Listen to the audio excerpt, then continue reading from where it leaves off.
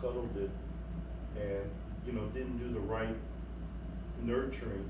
And so Dale has to erase, well, with Dale himself, Dale didn't have that connection. So he started him off, and then I have to little by little erase each paragraph of memory that I spoiled them in a sense. Yeah, I did too. Yeah, so I it's a did journey. this year. But I have, there are times when he wants to be a puppy, that's understandable. Mm-hmm. But they're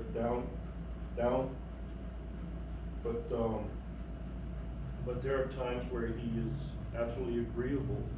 And my drive here, the last couple of trips have been uneventful. Normally he'll get anxious in the cage and want to jump out like a racehorse at the gates. Right. But these last 2 or 3 trips, and I've always, when I get home, I text Dale, say, hey, very uneventful trip. He's down, he stays down, and but it's a journey. It's a journey that I'm happy to take, and happy that Dale's getting me in the right direction. Well, I use your thing now as my little meme. You're yelling, Scrappy, Scrappy. I play it with my wife, and Dale stop that. So just so you know, I'm mocking you a little bit. Yeah. It's funny. I sent him a video a couple of weeks, 2-3 weeks, maybe a month ago, and I said, Scrappy's not responding to his name. And so I have a little camera, and I set it where he's at in the cage in the house. And I was in my room, I called him like 4 times, and he's like, hey man, like, really? Who's this dude? And then like you turn around and go to sleep, and I can pretend I'm like falling and I can't get up commercial. And he doesn't react. So I said to him, I said, what am I doing wrong? He said, it'll come. I was like, yeah. I'm using my new ringtone. Yeah. You do? Oh my goodness, that is cool. No, I will. I want to. Yeah, that's fun. No, you can. Oh, give me permission. All right. Has he been out with him in the stores at all? No, I haven't. I don't have Scrappy in that capacity. Oh, okay. He's more of a companion for me in the house and for my family. So in that capacity, no, I do not take him out. And speaking of taking him out, this week I'm going to start working on getting him to push-pull walk just to the end of the street, because I really want to walk him at night when there's less stimulus for him, because he's easily stimulated. Right. Though I have to admit, the pizza guy came the other day and he didn't move. Right there, the doorway. My house, I have him caged right there, the doorway. He just. Probably thought I was gonna get a piece of pizza. Yeah, no barking, no nothing. So. Yeah, of course, I went to fair yesterday with my daughter, and there was a service dog there, well trained, very well trained, and somebody bought and it said service dog only, bought an untrained service dog with a fake vest on. And they passed each other by one of the carts. Oh, okay. And that other dog went after the service dog, and I panicked. Okay. And the girl panicked, the owner, the handler panicked, and finally a security officer and a police officer came over and had to take one out of the park altogether. Oh, wow. But I mean, it was in a biting mode. Oh, really? Okay. And it scared this poor woman. So, I'm just, that's what I'm afraid of, is running into a dog that's untrained.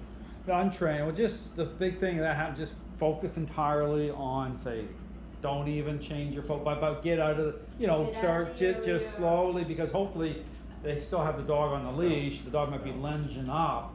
Right, but the dog was way but you just move the other direction, but not even in a panic. Right. The secret is just turn, stay completely calm, tap, and just start to move like you normally would, just like it's not even happening. Yeah. That's the secret. As soon as you do anything to look at or invest or whatever, and you might feel like you want something to happen in that situation, like get this dog better, if there's other people there to deal with it or whatever, or make your way towards employee or somebody that will deal with it into the store. Those people were making a bad mistake. They had an uncontrollable dog, and they were throwing treats on the ground, which, trying to get them in control, and the service dog is here wondering what's on the ground. And I have to say that woman did a very good job. She did get her dog away, you know, so it wasn't looking at it. And, Yeah, of that's course, what- they were escorted out. Yeah, that's what you do, just turn or whatever. So I guess tree training wasn't working right in that moment, right? No, definitely not. So I'm gonna turn here a little bit, Joanne, while we're talking. So let's move the chair this way a little bit. Because when I bring Sadie out, I am gonna have it kind of, you know, kind of turn a little bit, not too, just about that. So I'm gonna bring her out. You can keep talking, so I'm not trying to. At least I got an idea of a situation yesterday. Well, at least you got, yeah, you Yeah. can see what, and but again, the secret there is, again, when those situations happen, because sometimes what happens with some of these these other service dog people, they get very offended, and they wanna take action and do something, and then the dog is getting upset too, and all this stuff. Probably just let the employees deal with it, turn the other way, because that's a training opportunity. Yeah. In a way, right? You Yeah. gotta everything, so Well, just. she did very well. I Yeah. have to say that the handler did very well with her dog. Well, that's- well, that's- In a very bad situation. Well, that's and- good, yeah, that's And good. she had her dog completely under control, and then finally looking way away from that dog. Yeah. And then, you know, she said, can I go on? And they told her, yes, keep going. You can go." So that worked out good, but, you know. That's good, well, I wanna get. That shows me right there, if dogs are trained and trained properly, what to do. Yeah, so same thing, I come over here and sit down, No. you can take control, encourages to lay down beside you, so. Sit, No, down, is it down? down. Well, so we're hanging out here for a couple minutes, like just like this, so both dogs get kind of relaxed. This is where, Enzo, you can, if you need to work him a little or move or work him, do that for a minute.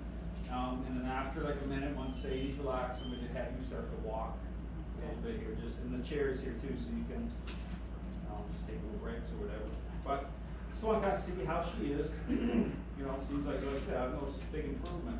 She's starting to relax a lot, even in the vehicle. I put her in there, seems like she's really relaxing. Yeah, she does real good jumping in and, you know, I mean, the other day, I didn't have to say up, you know, she sat and then she was ready. Yeah. Up. Yeah, she's doing good. So her hanging out like that with the vehicle is good because, you know, you don't wanna do, I explained on the last video I did for you, talking about why you wanna pause and then, because it almost seems like she senses you're in panic. Right. Trying to gain momentum or, you know, trying to do something to make it work out. Whereas you turn around like you do to adjust yourself, like we did, have to tap that leash, Yeah. right? And up here, put her in sit, make her pause. So we wanna give her a sense of, hey, Yeah. it's like saying, I'm in control. You're gonna go up when I tell you to. And that's just a really good way to kind of get it to happen that way. Let me turn up the AC here a little bit. I'm okay, I just got allergies. Yeah, I'm just gonna turn this up anyway, just to get a little more airflow going in here. Okay, yeah, Down. put her down again. Sit, down, Yep, just Down. tap the leash. down. No. There we go. Good. Because we're gonna get her up here in a second anyway.